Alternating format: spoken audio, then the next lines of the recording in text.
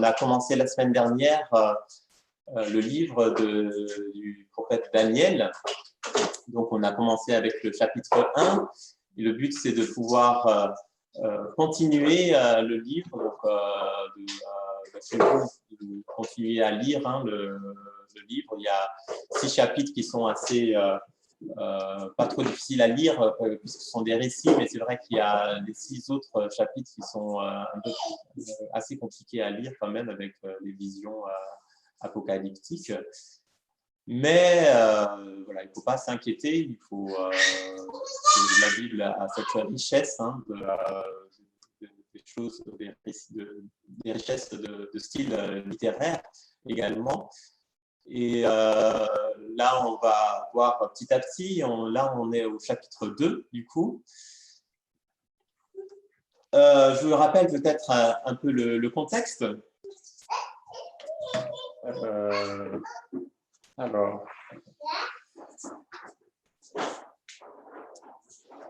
le livre de Daniel se passe juste après qu'Israël est vaincu. Ils sont pillés par les Babyloniens. Une grande partie du peuple, du coup, est en exil. Et parmi ces personnes qui sont en exil, il y a 4 Israélites, et donc Daniel, qui sont choisis pour servir le roi Nebuchadnezzar à Babylone. Et donc, nous avons vu la semaine dernière, au premier chapitre, qu'ils sont recrutés par le roi pour servir Babylone. Mais on voit dans ce chapitre 1 qu'il y a des gros enjeux parce qu'il y a une certaine pression qui est là, présente, et qui fait qu'ils risquent de renoncer à cette identité juive qu'ils ont.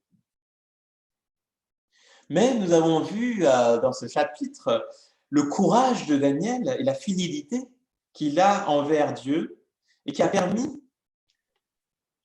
même que le roi Nebuchadnezzar l'élève. Et donc l'enjeu entre la fidélité de Dieu et ce monde hostile à ce Dieu est présent dans ce chapitre 1. Et malgré cette tension, eh bien, ils servent les 4 amis les 4 Israélites servent avec fidélité et ferveur la communauté, malgré qu'ils soient assez hostiles. Et donc, on s'est arrêté là la semaine dernière et nous arrivons du coup au chapitre 2, un nouveau récit. Et donc là, je vous préparez-vous parce que le texte est relativement long à lire, mais je pense que c'est intéressant quand même de tout lire. La 2e année de son règne, Nebuchadnezzar eut des rêves. Il en eut l'esprit troublé et ne parvint plus à dormir. Le roi fit appeler les magiciens, les astrologues, les sorciers et les prêtres chaldéens pour qu'ils lui racontent ses rêves. Ils vinrent et se présentèrent devant le roi, et le roi leur dit : « J'ai fait un rêve, mon esprit est troublé parce que je voudrais connaître ce rêve. » Les prêtres chaldéens répondirent au roi en araméen : « Roi, puisses-tu vivre toujours, raconte le rêve à tes serviteurs et nous en révélerons l'explication. » Le roi reprit la parole et dit aux prêtres chaldéens : « Voici ce que j'ai décidé. Si vous ne me faites pas connaître le rêve et son explication, vous serez mis en pièces et vos maisons seront transformées en tas de décombres. En revanche, si vous me révélez le rêve et son explication, vous recevrez de ma part des cadeaux, des récompenses et de grands honneurs. C'est pourquoi révélez-moi le rêve et son explication. » Ils répondirent pour la 2e fois, mais que le roi raconte le rêve à ses serviteurs et nous en révélerons l'explication. Le roi reprit la parole et dit : « Je m'aperçois en vérité que vous cherchez à gagner du temps parce que vous voyez que ma décision est prise. Si donc vous ne me faites pas connaître le rêve, le même décret s'appliquera à vous tous. Vous vous êtes concertés pour me débiter des mensonges et des faussetés en attendant que les circonstances changent. C'est pourquoi dites-moi, quel était le rêve et je saurais que vous êtes vraiment capable de m'en révéler l'explication. » Les prêtres chaldéens répondirent au roi, « Il n'y a personne sur la terre qui puisse faire ce que demande le roi. C'est pourquoi jamais aucun roi, aussi grand et puissant qu'il ait été, n'a exigé une pareille chose d'un magicien, d'un astrologue ou d'un prêtre chaldéen. Ce que le roi demande est difficile. Il n'y a personne qui puisse faire une telle révélation au roi, mis à part des dieux. Or, il n'habite pas parmi les hommes. » Cela mit le roi en colère. Il fut si irrité qu'il ordonna de faire mourir tous les sages de Babylone.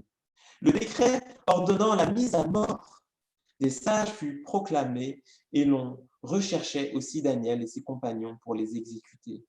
Daniel s'adressa alors avec bon sens et tact à Arioch, le responsable des gardes du roi, qui était sorti pour mettre à mort les sages de Babylone. Prenant la parole, il dit à Arioch, l'officier du roi, « Pourquoi le décret du roi est-il si sévère ?» Arioch exposa la situation à Daniel. Celui-ci alla alors trouver le roi et lui demanda de lui accorder un délai pour lui révéler l'explication. Daniel rentra ensuite chez lui et exposa la situation à ses compagnons, Anania, Michaël et Azaria. Il les invita à implorer la compassion du Dieu du ciel afin qu'on ne les fasse pas mourir, lui et ses compagnons, avec le reste des sages de Babylone. C'est alors que le secret fut révélé à Daniel dans une vision pendant la nuit. Il bénit le Dieu du ciel en disant « Que le nom de Dieu soit béni d'éternité en éternité. C'est à lui qu'appartiennent la sagesse et la force. C'est lui qui change les temps et les circonstances, qui renverse et établit les rois, qui donne la sagesse aux sages et la connaissance à ceux qui ont de l'intelligence. C'est lui qui dévoile ce qui est profondément enfoui et caché, qui connaît ce qui est dans les ténèbres et la lumière réside auprès de lui. Dieu de mes ancêtres, je te dis toute ma reconnaissance et ma louange parce que tu m'as donné la sagesse et la force et parce que tu m'as fait connaître ce que nous t'avons demandé, parce que tu nous as fait connaître ce qui concerne le roi. » Après cela, Daniel alla trouver Arioch, celui que le roi avait chargé de faire mourir les sages de Babylone. Il alla lui dire « Ne fais pas mourir les sages de Babylone, conduis-moi devant le roi et je lui révélerai l'explication. » Arioch conduisit aussitôt Daniel devant le roi et lui dit « J'ai trouvé parmi les exilés de Juda un homme qui fera connaître l'explication au roi. » Prenant la parole, le roi dit à Daniel qu'on appelait Beltsatsar. « Es-tu capable de me faire connaître le rêve que j'ai eu et son explication ?» Daniel fit cette réponse devant le roi. Ce que le roi demande est un secret que les sages, les astrologues, les magiciens et les devins ne sont pas capables de lui révéler. Cependant, il y a dans le ciel un Dieu qui dévoile les secrets et qui a fait connaître au roi Nebuchadnezzar ce qui arrivera dans l'avenir. Voici ton rêve et les visions que tu as eues sur ton lit. Sur ton lit, roi, tu as eu des pensées concernant ce qui arrivera par la suite. Et celui qui dévoile les secrets t'a fait connaître ce qui arrivera. Si ce secret m'a été dévoilé, ce n'est pas parce qu'il y aura en moi une sagesse supérieure à celle de tous les êtres vivants, mais c'est afin que l'explication te soit donnée, roi, et que tu connaisses ce qui trouble ton cœur. Roi, tu regardais et tu as vu une grande statue. Cette statue était immense et d'une splendeur extraordinaire. Elle était debout devant toi et son aspect était terrifiant. La tête de cette statue était en or pur, sa poitrine et ses bras en argent, son ventre et ses cuisses en bronze, ses jambes en fer, ses pieds en partie en fer et en partie en argile. Pendant que tu regardais, une pierre s'est détachée sans aucune intervention extérieure. Elle a frappé les pieds en fer et en argile de la statue et les a pulvérisés. Le fer, l'argile, le bronze, l'argent et l'or ont alors été pulvérisés ensemble et ils sont devenus pareils à la balle qui s'échappe du nerf de battage en été. Le vent les a emportés, on n'a pas pu trouver aucune trace d'eux. Quant à la pierre qui avait frappé la statue, elle est devenue une grande montagne et a rempli toute la terre. Voilà, quel était le rêve. Nous t'en dirons l'explication devant le roi. Roi, tu es le roi des rois, parce que le Dieu du ciel t'a donné la royauté, la puissance et la force, la gloire. Il a placé sous ta domination où qu'ils habitent, les hommes, les bêtes sauvages et les oiseaux, et il t'a donné le pouvoir sur eux tous. La tête en or, c'est toi. Après toi surgira un autre royaume inférieur au tien, puis un troisième royaume qui sera en bronze et qui dominera sur toute la terre. Il y aura un quatrième royaume, solide comme du fer. En effet, le fer pulvérise et écrase tout comme le fer brise tout. Il pulvérisera et écrasera les autres. Tu as vu les pieds et les orteils en partie en argile de potier et en partie en fer. De même, ce royaume sera divisé, mais il y aura en lui quelque chose de la force du fer parce que tu as vu le fer mélangé à l'argile. Les doigts des pieds étaient en partie en fer et en partie en argile. De même, ce royaume sera en partie fort et en partie fragile. Tu as vu le fer mélangé à l'argile parce qu'ils feront des alliances toutes humaines. Cependant, ils ne seront pas vraiment unis l'un à l'autre, de même qu'on ne peut allier le fer et l'argile. À l'époque de ces rois, le Dieu du ciel fera surgir un royaume qui ne sera jamais détruit et qui ne passera pas sous domination d'un autre peuple. Il pulvérisera tous ces royaumes-là et il mettra fin, tandis que lui-même subsistera éternellement. C'est ce qu'indique la pierre que tu as vue se détacher de la montagne sans aucune intervention extérieure et qui a pulvérisé le fer, le bronze, l'argile, l'argent et l'or. Le grand Dieu a fait connaître au roi ce qui doit arriver par la suite. Le rêve est vrai et son explication est digne de confiance. Alors le roi Nebuchadnezzar tomba le visage contre terre et se prosterna devant Daniel. Il ordonna qu'on offre des sacrifices et des parfums en son honneur. Le roi adressa la parole à Daniel et dit, « C'est certain, c'est votre Dieu qui est le Dieu des dieux et le Seigneur des rois. Il dévoile les secrets puisque tu as pu dévoiler celui-ci. » Ensuite, le roi accorda une position élevée à Daniel et lui fit de nombreux et grands cadeaux. Il lui donna le commandement de toute la province de Babylone et le désigna comme chef suprême de tous les sages de Babylone. Daniel demanda au roi de confier l'administration de la province de Babylone à Shadrach, Meshach et Abed-Nego. Lui-même resta à la cour du roi. Voilà le court texte. Alors, la je ne première sais pas à partie, quel moment vous la êtes première endormi. partie est simple, mais la deuxième partie, elle est compliquée. Ouais. Donc, c'est plutôt à la deuxième partie que vous êtes un peu endormi. Non, pas endormi, mais j'aimerais avoir des Alors, on va refaire un petit résumé des épisodes pour voilà, mieux cadrer. Donc, on a la menace du roi envers les sages. Donc, une menace du roi envers les sages de expliquer le songe que le roi a eu. Et cette menace est assez incompréhensible. Ça, c'est une première partie. Ensuite, on voit que les sages ne sont en réalité pas vraiment capables d'expliquer le songe au roi. Et donc, le roi décide de faire mourir tous les sages, du verset 7 à 12. On arrive au verset 13 à 16. Daniel, en fait partie des sages, et du coup, il est malheureusement sous la chape de devoir se faire tuer par le roi, et demande donc à Arioch de rencontrer le roi pour demander un délai. Ensuite, on se trouve du verset 17 à 18 où Daniel rejoint les compagnons et il prie Dieu de l'aider. Du verset 19 à 23, on a tout un psaume de louange, une réponse de Dieu également à la prière de Daniel. Ensuite, versets 24 à 28, de nouveau une rencontre entre Daniel, le serviteur du roi, Arioch, et le roi. Versets 29 à 45, cette longue partie où Daniel explique le songe.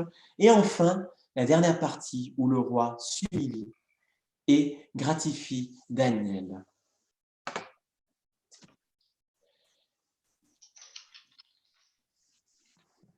Alors, je vous rappelle une des 7 merveilles du monde, le jardin suspendu de Babylone, comme vous pouvez le voir là. La splendeur de Babylone. Et voilà, ah mince, moi qui pensais que c'était bon. Oh, je crois que je peux changer ça. Je me suis fait avoir, je ne pensais pas que ça allait mettre à l'envers, mais je crois que je vais trouver. C'est peut-être à l'envers pour toi, mais pour nous, c'est à l'endroit. Hein. Ah, c'est à l'endroit, d'accord, ben, je laisse comme ça alors. Ok, c'est bon, super. D'accord, super, c'est marrant que ce soit à l'endroit. Alors, voilà, les différentes étapes du récit que je viens d'exprimer en résumé. Et ce que je veux vous montrer, c'est que la structure du passage, une des structures, parce qu'il y en a plusieurs, est une structure qu'on appelle concentrique. Et c'est très courant dans les textes hébraïques. Et donc, dans tout l'Ancien Testament, vous aurez souvent cela. Et donc, ce qui fait que dans le récit, nous allons avoir un premier passage du verset 2 à 6 qui va être l'orgueil du roi, une menace envers les sages. Et à la fin, à l'inverse, mais toujours dans cet même esprit, donc c'est pour ça que c'est marqué A', donc ça se rejoint les deux là. On va avoir le roi qui s'humilie et gratifie Daniel. Donc on voit une chape au début et puis à l'inverse à la fin où le roi s'humilie et gratifie Daniel. Et c'est ainsi de suite, comme cela, dans le passage, nous avons la partie B, les sages incapables d'expliquer le songe, Daniel qui explique le songe dans la partie, avant-dernière partie de notre passage. C'est rencontre avec Daniel et Arioch, avant la prière et la louange, après la louange et la prière, de nouveau cette rencontre. Et donc, au centre, nous avons cette prière et cette louange que Daniel fait à Dieu. Et donc, dans cette structure concentrique, l'idée, c'est de mettre en relief justement ce centre, cette prière et cette louange à Dieu. Et donc, c'est comme cela que la prédication, je vais l'emmener et mettre en valeur cette structure.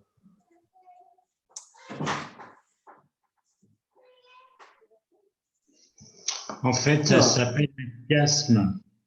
Voilà, ça s'appelle également un chiasme, effectivement. Donc, c'est une structure concentrique et un chiasme également. C'est Françoise qui me l'a dit. Hein. Absolument. Voilà, et donc je vous propose qu'on aille petit à petit au fur et à mesure du récit. Et donc, un détail que vous n'avez peut-être pas relevé, c'est qu'à partir du verset 4, la langue passe de l'hébreu à l'araméen. Et donc, c'est pour ça que il est dit dans le verset 4, ils répondirent en araméen. Et donc, ce n'est pas tout à fait la même langue. L'hébreu, c'est la langue des Juifs, donc du peuple de Dieu. L'araméen, c'est une langue babylonienne, mais en même temps un peu comme l'anglais, c'est-à-dire une langue assez internationale. Et donc, ça a son importance, ce changement de langue, parce que ça montre que on passe finalement d'un regard vers le peuple d'Israël à un regard sur le monde païen. Mais ce qu'on voit par rapport au chapitre 1 également, c'est qu'on a une image beaucoup plus angoissante du monde païen, du coup, que par rapport au chapitre 1. Et on voit que le monde païen n'est pas de tout repos. On voit un Nebuchadnezzar, un roi, qui pète littéralement un câble. Il met une sacrée pression.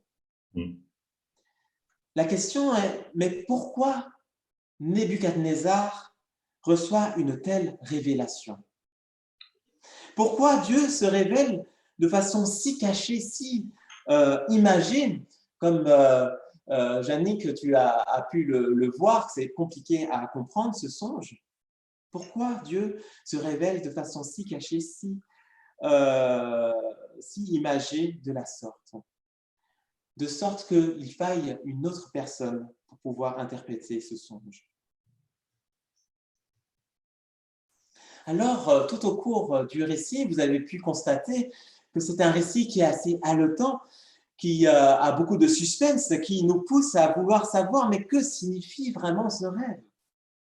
Quel message Dieu a prévu?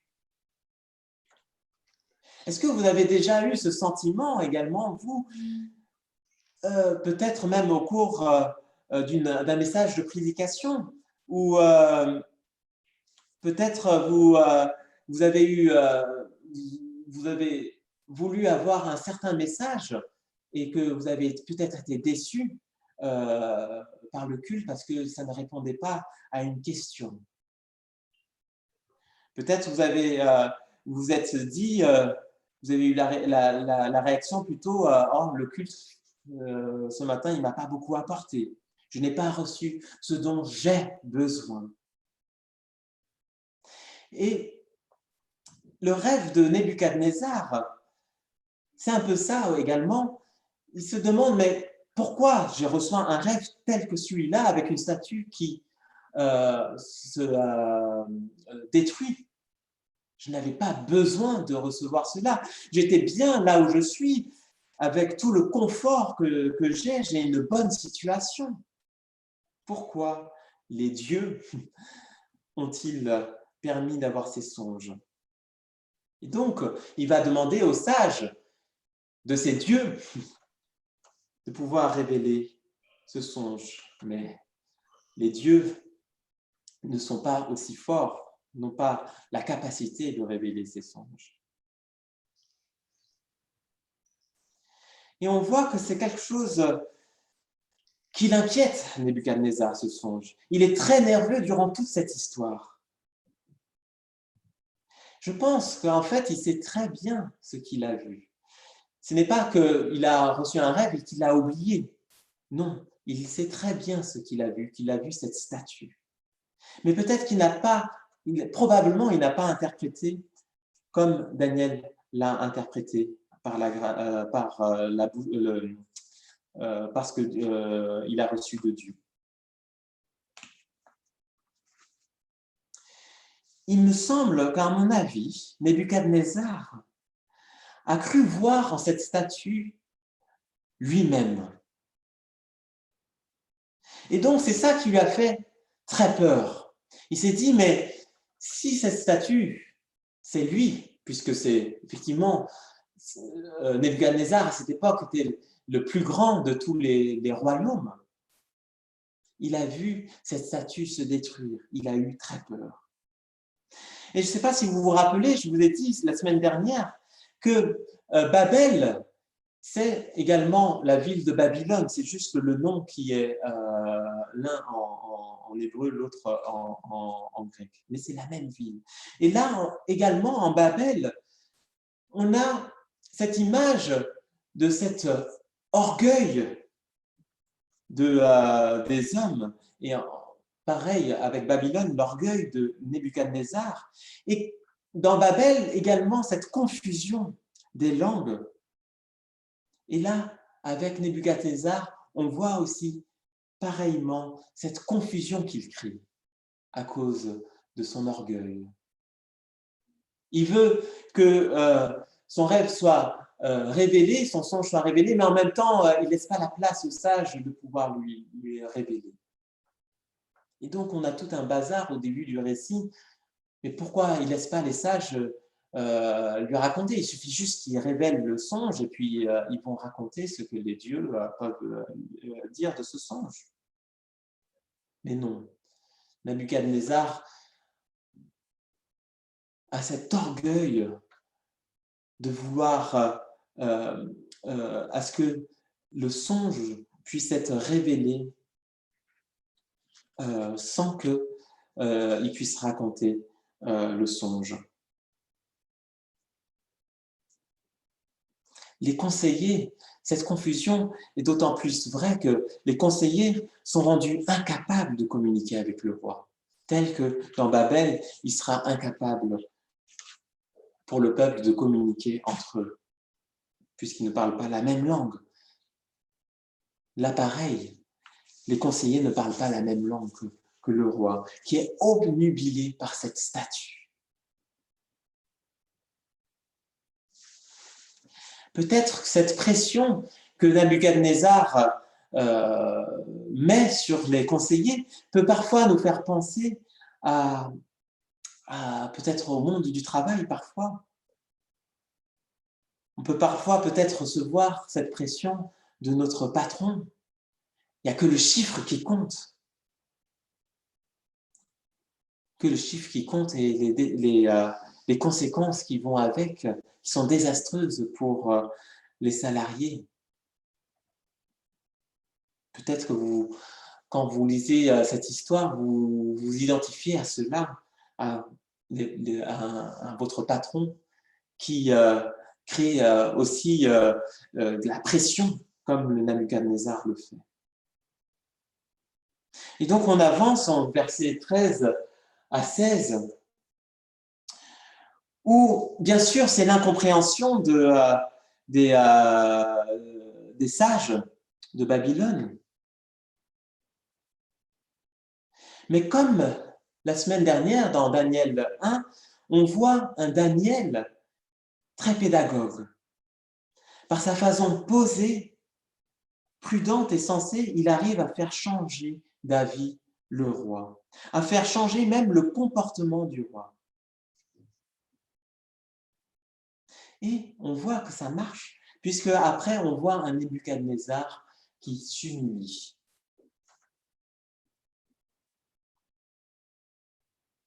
On peut se poser la question également, mais pourquoi cette fois-ci Nebuchadnezzar laisse gagner du temps à Daniel pour pouvoir expliquer ce songe, alors qu'il ne laisse pas les sages le faire. Vous remarquerez que dans son entretien avec le roi, il ne cherche pas à savoir en quoi consiste le rêve, Daniel. Il a cette foi en Dieu qui permet à ce qu'il n'ait pas cette pédagogie de ne pas demander au roi d'expliquer le rêve, parce qu'il a confiance que son Dieu, Dieu d'Israël, va révéler directement ce rêve.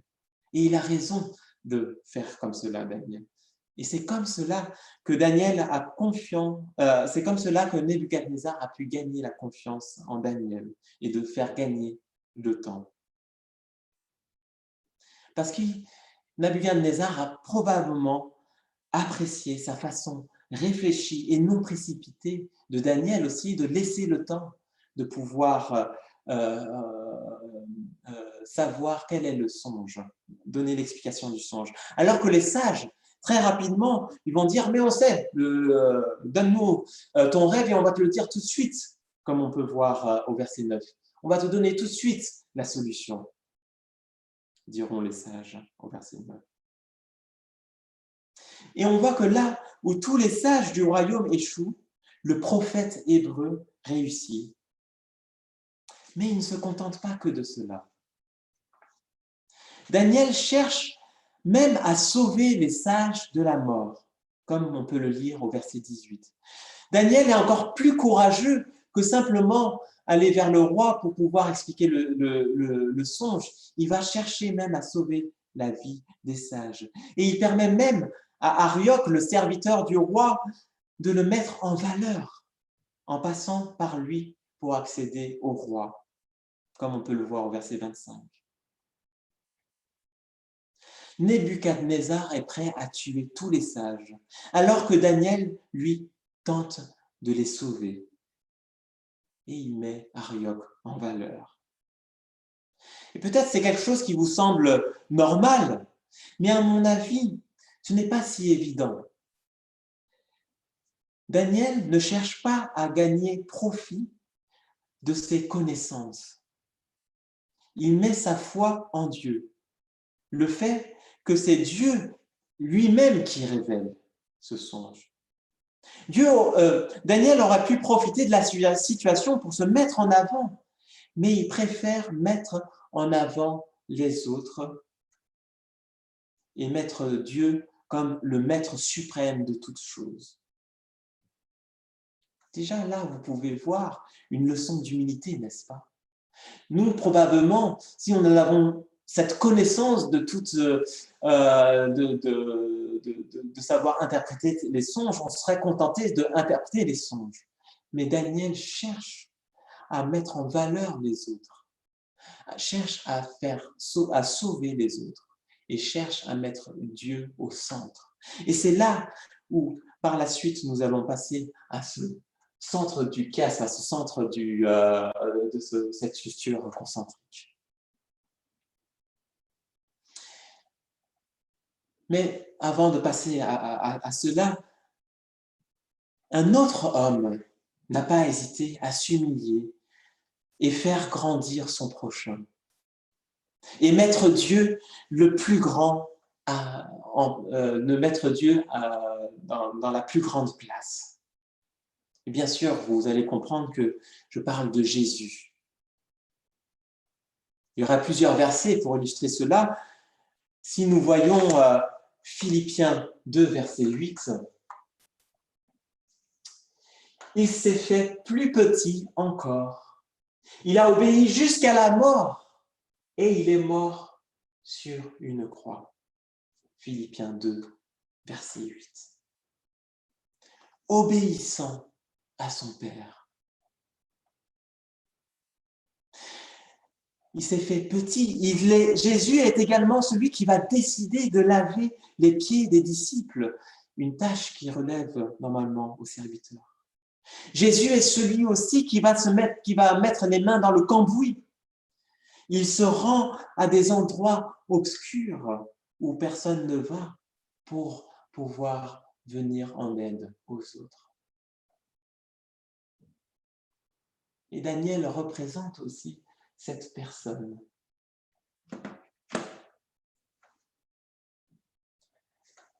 Qui illustre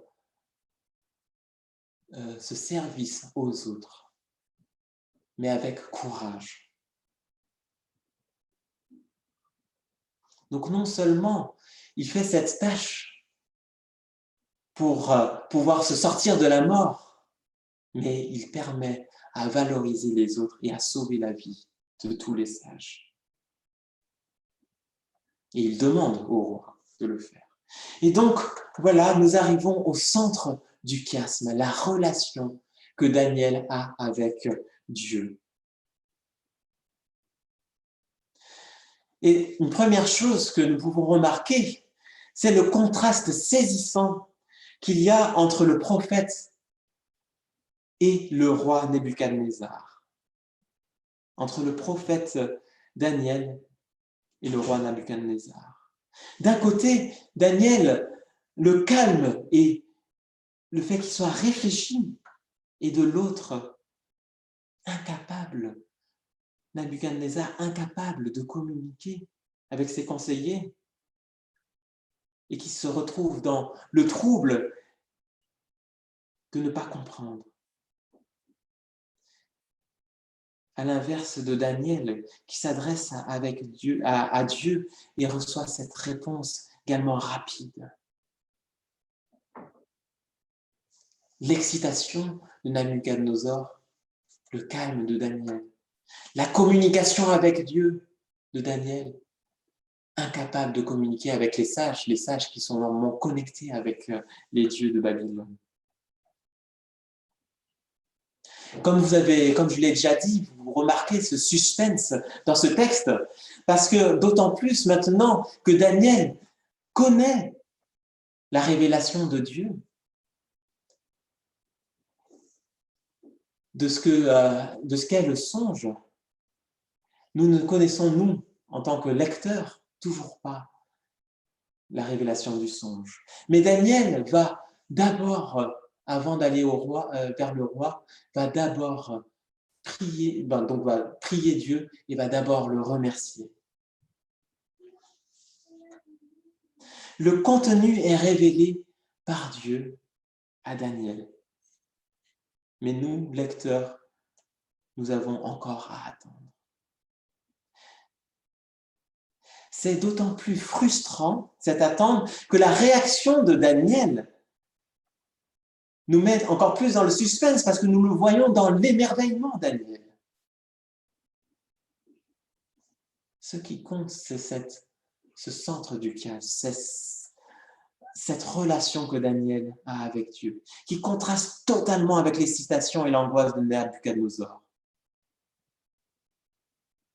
La connaissance que Daniel reçoit de Dieu est enthousiasmante. Daniel est enthousiasmé. Daniel est dans l'enthousiasme. Mais cela est passé d'abord par cette prière de requête pour que l'Esprit de Dieu puisse l'éclairer. Et la lumière arrive à nous si nous le demandons et que nous sommes vraiment connectés à Dieu, à notre Seigneur, par le Saint-Esprit. Mais cette connaissance est un mystère, comme nous le voyons dans le verset 10, comme Daniel le dit au verset 18.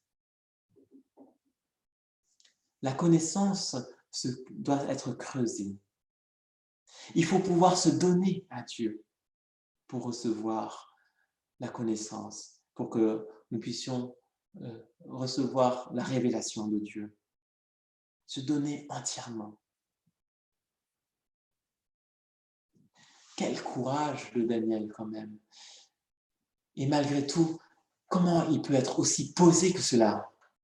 Alors qu'il a cette révélation, il aurait pu tout de suite, allez hop, on va le dire au roi, et l'excitation, et puis après, on pourra louer le Seigneur. Mais il choisit cette connexion avec Dieu. Et ensuite, il va aller vers le roi. Constatons par la suite la louange, ce psaume de louange que Daniel a, au verset 19 à 23. Ce n'est pas une prière monotone que peut-être nous pouvons avoir parfois. Merci Jésus pour tout ce que tu fais. Mais c'est une prière qui sort de tout son être, de tous ses sentiments, qui sortent de sa louange au plus profond de son cœur et qui sont portés à Dieu. C'est un temps fervent de louange. C'est une exclamation de joie. Alors qu'il n'est toujours pas allé vers le roi pour l'expiation. Il ne sait pas s'il va être finalement encore vivant après. Est-ce que nous, également, nous sommes capables aujourd'hui d'être dans l'émerveillement quand nous découvrons des nouvelles choses sur Dieu, quand Dieu se révèle à nous? Est-ce que nous pouvons exclamer notre joie? Alors c'est vrai, quand on voit Daniel, on n'a pas l'impression que ça se fait dans un fauteuil tranquillou. Mais j'aimerais vraiment vous dire, cette chose, c'est que j'entends tellement de chrétiens qui disent « Ah, moi, je peux vivre ma foi dans ma maison et je prie voilà, chez moi tout seul dans la maison, c'est formidable. » Mais Daniel se confronte à la civilisation babylonienne, il se met au service de la civilisation, mais en plus, il révèle des choses de Dieu, il témoigne de Dieu. Et nous aussi, nous avons à nous confronter, il va vers aussi ses frères israélites, nous avons aussi à nous confronter, parce que Jésus a voulu l'Église, et il est le créateur de l'Église. Alors soyons comme Daniel, confrontons-nous les uns les autres, et n'ayons pas cette pensée que nous pouvons vivre notre foi tout seuls.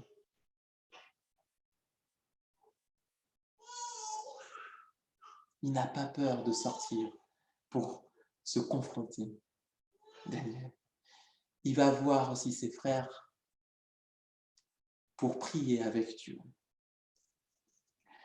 Notre société nous pousse à penser, à réfléchir sans l'aide de Dieu. La société nous pousse à avoir confiance en nos propres capacités sans l'aide de Dieu. Et Daniel est l'un des plus grands sages de Babylone, mais Daniel agit afin de montrer que c'est bien Dieu qui rend capable. Que la prière, c'est quelque chose que peut-être on oublie souvent. Pourtant, on est bien moins intelligent que Daniel. On est beaucoup moins des sages que ce que Daniel est.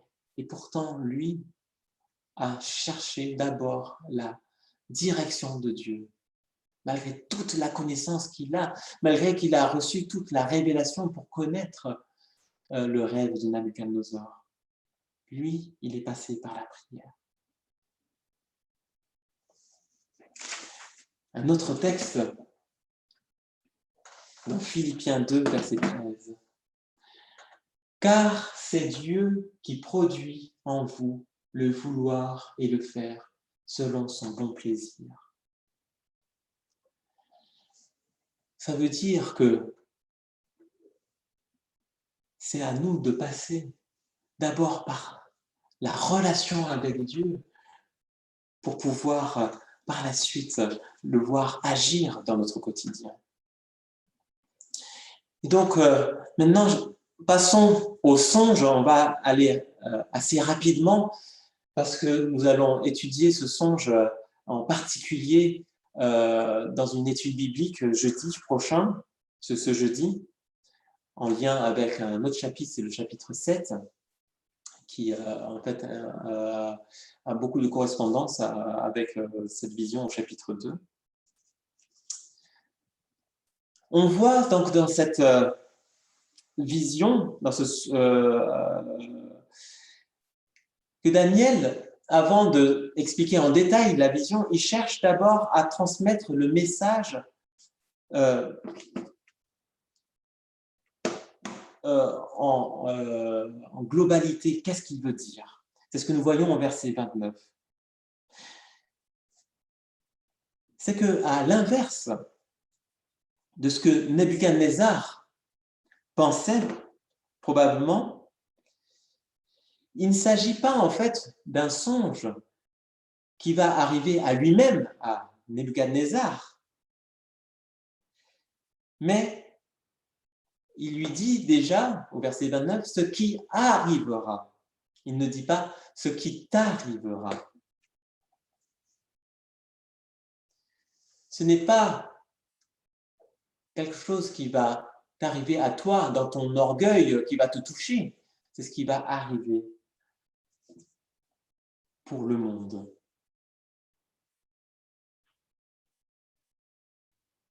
Mais alors, quel futur?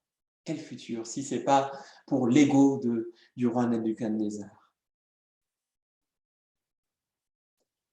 La statue n'est donc pas Nebuchadnezzar, mais pas non plus Babylone. En fait, la statue est en plusieurs matières. La tête, qui est en or, est effectivement Babylone, le roi de Babylone. Puis, il y a d'autres royaumes qui sont décrits, qui sont les autres matières, les autres parties du corps de cette statue qui vont donc se succéder et qui semblent plus fragiles. On voit même des alliages qui ne vont pas ensemble entre le fer et l'argile. Le fer qui est ce quatrième royaume qui va tout pulvériser, comme une épée en fer qui va trancher. Dans ces temps particuliers de confinement que nous vivons, peut-être que nous aussi, nous ne dormons pas bien. Nous sommes peut-être très agités dans notre cœur, comme Nabuchodonosor. On voit peut-être cette belle et grande statue. On la voit de loin d'abord, Ah, qu'est-ce qu'elle est belle!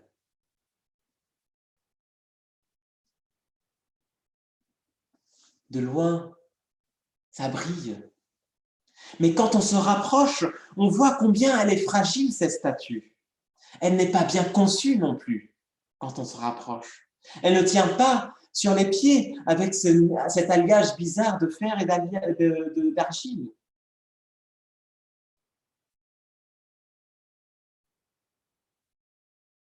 Cette belle et grande statue qui brille, c'est notre monde. Qu'est-ce qu'il est bien notre monde, hein, quand on le voit de loin. On a tout le confort. Mais je ne comprends pas cette angoisse que j'ai en moi. Pourquoi je fais des cauchemars de cette statue qui tombe? Ah, ce confinement me rend fou. Mais à quand je pourrais avoir enfin cette vie d'avant le confinement? Parce que quand même, cette statue, elle est belle, hein? Elle brille. Oh, mais que vois-je? Cet alliage si fragile de fer et d'argile. Et cette pierre qui se détache et qui roule. Mais que fait cette pierre? Il va tout détruire. Ah oui, j'ai peut-être oublié dans mon orgueil que le monde, en fait, est appelé à autre chose. Nous avons cette belle espérance. Et quand je dis espérance, ce n'est pas j'espère que. C'est une espérance, une certitude que notre relation avec Dieu perdurera après que le monde sera détruit. Et constater comment elle est belle cette relation quand nous lisons, nous voyons comment Daniel loue le Seigneur Dieu. Constatons comment elle se manifeste cette relation à travers Daniel. Pour finir ce temps de prédication, j'imagine à la fin de ce récit, vous vous posez peut-être la question, est-ce que le roi finalement s'est converti? Parce qu'on le voit s'humilier, reconnaître non plus le roi des sages, les rois, les dieux, excusez-moi, les dieux des sages, les dieux de Babylone, mais il reconnaît le Dieu d'Israël. On voit un roi qui passe de l'orgueil à cette attitude d'humilité. Alors, est-ce qu'il s'est converti? Eh bien, nous verrons le prochain épisode, la prochaine fois, le chapitre, ce que nous pouvons lire déjà au chapitre 3, verset 1. Je vous mets déjà le lot dans la bouche. Chapitre 3, verset 1, donc juste la suite. Le roi Nebuchadnezzar fit une statue d'or, etc. On dirait King. Alors, on va voir que peut-être Nabuchodonosor a été un peu déçu de ne pas être finalement toute cette statue. Et qu'il aurait bien envie d'être une statue, une belle statue. Mais on va voir ça dans les prochains épisodes. Et donc, l'étude biblique, comme je l'ai dit tout à l'heure, va porter plus spécialement sur la vision du chapitre 2. Et on va étudier aussi le chapitre 7 en même temps dans l'étude biblique pour plus comprendre tous les éléments de la vision. Alors, ne vous inquiétez pas, on est encore au début du livre de Daniel. Vous verrez qu'au fur des prédications aussi, des choses qui vont s'imbriquer, vous allez mieux comprendre aussi certaines visions et quel est le message central que Daniel a voulu pour notre vie. Voilà. Amen. Amen.